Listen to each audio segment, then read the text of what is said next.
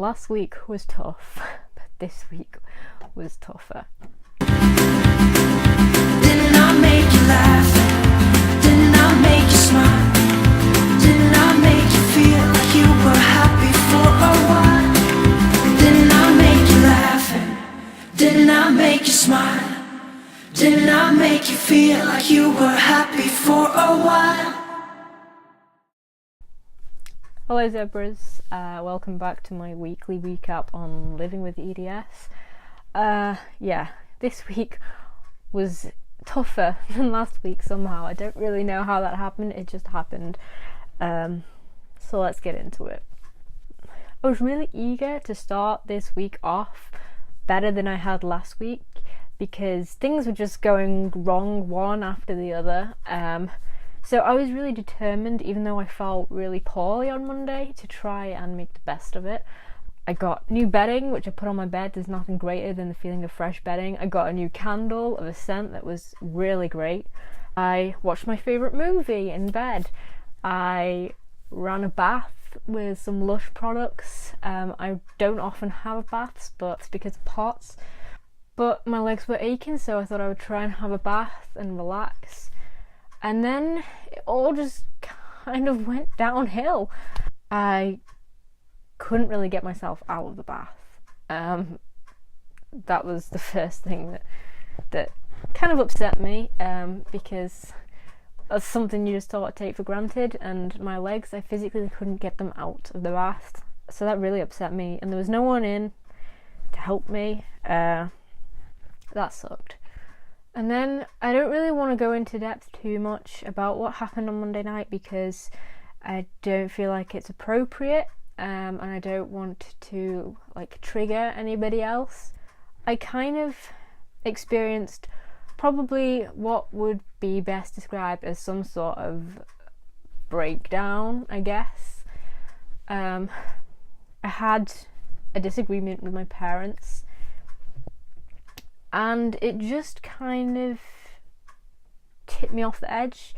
The last few months I have really struggled. I'm on pretty much next to nothing in terms of pain medication, and I have to wait till summer to get on the pain program. So in the meantime I've just kind of been left on my own to fend for myself, and my pain has been getting significantly worse.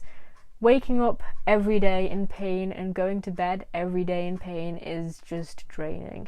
I feel like on this channel I've been fairly vocal about when I've struggled or when I've been struggling, because I feel like that I need to be realistic and I need to be honest with you guys, because I see a lot of chronic illness channels and they only portray the best bits, like the bits where they're happy, the bits where it's going right, and it's not like that living with a chronic illness. I watched a documentary called Unrest about a lady who had chronic fatigue syndrome, which mirrors a lot of my symptoms with EDS, and I thought it was so brilliant because it was so honest and so raw, and she showed all of the terrible things that she couldn't do, and not being able to get out of bed, her husband having to stroke her hair when she was screaming and crying. Now I don't show you clips of that, I might in the future when I feel more comfortable, but I want to be honest and open with you about when I am struggling and when I am suffering, because I feel like that is when that's when it's going to help most with other people who are struggling as well. So Monday was a really bad night. I haven't felt like that in a long time. This was so intense, and it was just a build-up month's worth of feeling rubbish, feeling isolated, feeling alone. I don't often go out because I need to use my wheelchair and I need someone with me, so the isolation part of a chronic illness is not great. If it was an animal or if it was a dog, you wouldn't let a dog suffer, but because it's a human, it's like it's okay to let a human suffer, and it's really not. It's really not. Tuesday I spent the whole day in bed, pretty much. I felt terrible. I didn't really eat. I spent the day sleeping on and off. I just felt miserable. My physio called in the morning. Incidentally, he was calling for a chat, and I just told him how I was struggling and I couldn't cope, and he was very concerned, and he called my GP, who called me back within an hour and a half maybe, and asked me to come in to see her. So I did. This GP, I had a really rocky start with her because I don't think she believed that I had an EDS, and then I got my diagnosis and things changed, and she has been more receptive to what I ask her to do to help me, and in terms of like referrals, she's been better. And for what it's worth, I think she was really great. When I went to see her on Tuesday, I cried. I sat and cried in front of her. I'm not really ashamed to admit that. And I think she could tell that it was a really tough time, and she agreed, that being in pain for so long all the time is gonna make people feel down and sad and depressed. And she called like a mental health team. Wednesday was a little bit better. Vinny came over. I had another test on Thursday that I was really worried about, so Vinny made sure to come and be with me for that. He's really great. It takes a selfless person to be there for someone who's really struggling. Sits up with me in the night when I'm crying in pain. He rubs my legs for me when they hurt. He's been with me in and out of hospital. So that really meant a lot that he was there for me on Wednesday. We talked about how I felt, and that made me feel a little bit better as well. I got a blood pressure machine in other news on Wednesday that arrived. It's cutting off the circulation. I have no idea what that is. I bought a blood pressure machine so that I can have physical proof and evidence of what is happening to my body, because I feel like that is the only thing now that doctors take seriously, like having physical proof. I was a bit nervous on Wednesday evening, obviously because this test was coming up. The test was another barium swallow, but it was slightly different from the other one. The one I had last week was like a sandwich, a solid food test. This was a drink. This was like a fluid that I had to intake. I was really frightened about this because I had a couple of tests done with my old gastrologist, and they were just awful. I didn't cope. The nurses were really unfriendly as well. They made me feel like I was an annoyance.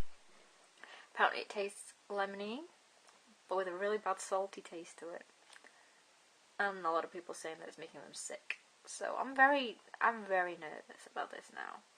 This procedure, I'm really sure I'm well. Yesterday didn't go very well, according to plan. I only managed to drink about half the stuff without nearly being sick. Not good. I just want it to be over. I just feel awful. It was not a great experience, so I was really nervous about this barium test. Again, I like to scare myself. I read up about the test online, and a lot of people were saying it was easier than the other one, so that kind of put me at ease a little bit, but I was still really frightened. The nurses were really good. They made me feel like I could do this. They gave me the drink, and I was asking all the questions, like panicking about it, and they explained everything to me. They made me feel really comfortable. And then when I was actually drinking the solution, the nurse was like, "Yes, come on, you're doing it. You're doing really well." And that pumped me up a bit. That made me feel good. The actual drink itself, I couldn't film it because I couldn't take the camera into the actual room because of the machinery. I think it probably would interact with it. There wasn't a lot of it. There was like 2 plastic cups full, and it was this like thick white liquid, and I don't know whether they'd flavoured it, but the flavour didn't taste that bad. I don't know if they flavoured it. The texture was really weird, and it was like room temperature, so that made it harder to drink. The only thing I struggled with was getting it in, because I struggle getting anything in my stomach because I have no appetite or whatever, and my stomach gets full very quick. Well, that was weird. That was the weirdest X-ray I've ever seen. How are you? good. Are you enjoying waiting in a waiting room? Yes. What do they do? Same, well, he was having the same test. Yeah, no, but like, what for? Is it? Yeah, I heard. They brought me back in 15-minute intervals and scanned my system, and I could see it on the screen, and it was crazy. It was like no other x-ray I've ever seen. I could see the veins in my pelvis, I could see all my bones and all my like insides, and it looked like everything was super backed up, which was gross. But yeah, I did the test, and it was one of the easier tests. And so if you've come to this video because you're having a barium follow through, honestly, it's fine. There was a couple of other people there, and I guess we were all there for the same test, so we could all go through it together, and that was helpful as well because you didn't feel like you were alone. There was a lady that we were chatting to quite a lot who was there with her husband, and she had an illness where she couldn't eat and drink at the same time because she'd be sick, like she'd projectile vomit. Full tooth decay. So what can we do?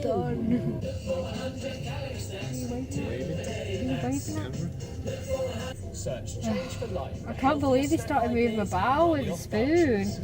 A wooden spoon. It was a wooden spoon, yeah. What was that for? Because he couldn't see part of my bowel, so he was like, Just shoving it over. I need to move your bowel, and I was like, okay, and he was like, I'm going to do it with a wooden spoon. And like, I thought he'd be quite gentle, but he wasn't. He really got in there. Like, can you Worse, you could not? have said I'm going to move it with this sharp knife. Yeah. This was a Cut it out. wooden spoon. It's a fire stoker. Yeah. This hot poker. This taser. You can use this taser. It's just to move you out. Goodbye, Salford, until next month. Oh wait, no, till the end of the month. Stick you again. It was okay. Thursday seemed to be better, and then Thursday evening we went out with my parents to do a quiz, and I think I just pushed myself too much, and I was in so much physical pain. And that brings us to Friday. So on Friday morning I had my emergency psychology appointments. The guy that I went and see was very, very nice. He'd even gone as far as to read around my illness because we spoke a little bit on the phone, and I was in there for quite a while and we talked, and he thought that maybe some sort of antidepressant would be helpful in my case, just because the physical aspect of my illness has such an impact on like my mood and stuff. Anything that could help bring my mood up is worth trying. To go from like perfectly normal to like this is quite an adjustment, and it's quite hard to accept in some aspects, and try to accept that this is the way things are and this is how life is now. There is no cure. It's difficult, it's tough, and being able to go and talk to someone helped. It felt like someone took a couple of rocks out my backpack. It's still a really heavy backpack, but it's a couple of rocks that have been taken out, and I think that they're gonna pursue maybe some medication that will help. I picked my cardiologist on Friday. Incidentally, I was watching Amy's Life, who is another EDS YouTuber, and if you watch me because of my EDS, you probably already know about Amy's Life, but if you don't, you should go over and check her videos out.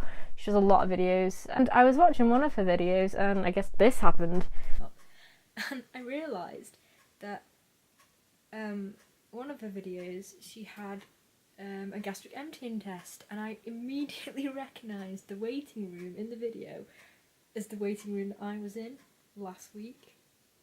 So that got me thinking. I was like, well, she's obviously been going to the same hospital that I'm going to. I wonder if she's seeing other people at the hospital. And this video came up about her cardiologist, and that she had a really great appointment and felt really pleased, I guess, about how it went. I've actually been having a researcher cardiologist because my doctor gave me all of these different ones to pick from, and actually the Salford one is on there. That definitely influenced my decision on what cardiologist to try and see.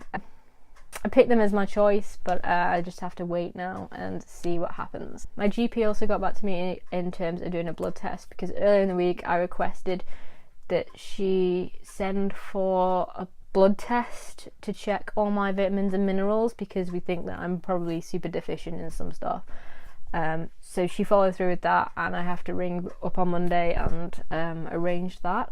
I'm sure I've talked to you about this, but I did a test in 2014 or 15, a calprotectin test, which basically you poop into a pot, you give it to them, and they test the level of inflammation in your bowels. My test result came back 12 times higher than it should have been, and my doctor lied to my face, told me it was fine, and didn't do anything about it. In fact, he discharged me, so that was really helpful. So this doctor repeated the test, and my test results came back in the post, and they came back as the high end of normal, but they were right down. So my level was 50, which is only 1 point higher than the cut-off point, so it was right back down. Whereas my other test result was 616, so that's a massive improvement. I think maybe that's because I cut gluten out in between having that last test and now, and also as well, just because there is no inflammation going on right now doesn't mean that there won't be more inflammation in the future, because if it's something like Crohn's disease, people often have periods of flare-ups with their bowel and periods of inflammation flares, so they might just have caught me at a really good time. But I'm trying to feel optimistic about it. It came back good, so we'll just have to see what he says. It's good that everything's coming back normal, but I almost want something wrong to come up so that he'll take it seriously and treat me for something. So I guess we'll just have to see how it goes. I guess that's it for this video. If you want to keep up to date with me more than just seeing my videos, I have an Instagram which you can follow in the link below. I post on there quite often, so make sure you're following that. Click the little bell to keep up to date when I post videos. It will notify you. And apart from that, I guess, have a good week, stay safe, and I will see you next week. Take care. Bye.